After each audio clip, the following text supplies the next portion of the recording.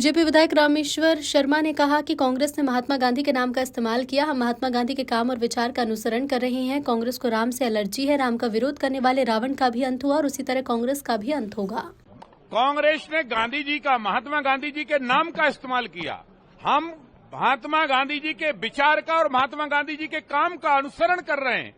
कांग्रेस ने गांधी जी के नाम लेकर अनेक बार सत्ता में आई, पर गरीब का घर नहीं बनाया। आज जगत में, दुनिया में ये दुनिया जानती है कि अगर महात्मा गांधी जी के राम राज की सही कल्पना को जमीन पर उतारने का किसी ने काम किया है तो वो भारत के प्रधानमंत्री नरेंद्र मोदी जी ने किया है। इसलिए हमने अयोध्या में राम मंदिर का निर्माण किया, इसलिए गरीब के पक्के मकान बनाने का काम किया, इसलिए हमने गरीब के इलाज के लिए 5 लाख रुपए की आयुष्मान कार्ड देने का काम किया, इसलिए अन्नदाता किसान का हमने सम्मान किया, क्योंकि गांधी जी चाहते थे सबका सम्मान हो, सबका साथ हो, सबका विकास हो, और यही काम नरेंद्र मोदी जी सरकार कर रही है।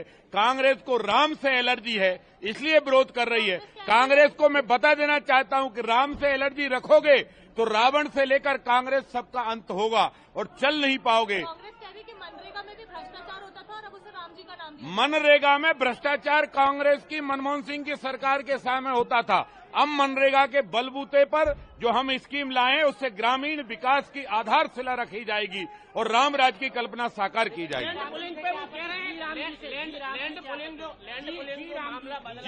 जी राम जी से आपत्ति कांग्रेस को पहले भी थी, क्योंकि कांग्रेस राम विरोधी है। सोनिया चाहती है कि कांग्रेस राम का विरोध करे, कृष्ण का विरोध करे, महावीर का विरोध करे, गुरु नानक का विरोध करे, भगवान गौतम बुद्ध का विरोध करे। लेकिन हम डंके की चोट पर कहते हैं हम राम का सम्मान करेंगे, कृष्ण का करेंगे, महावीर का करेंगे, गौतम बुद्ध का करेंगे, गुरु नानक का करेंगे। ये धरती उनकी है, ये धरती उनके विचारों से प्रभावित है, ये धरती उनके मर्यादाओं के आधार पर चलती है।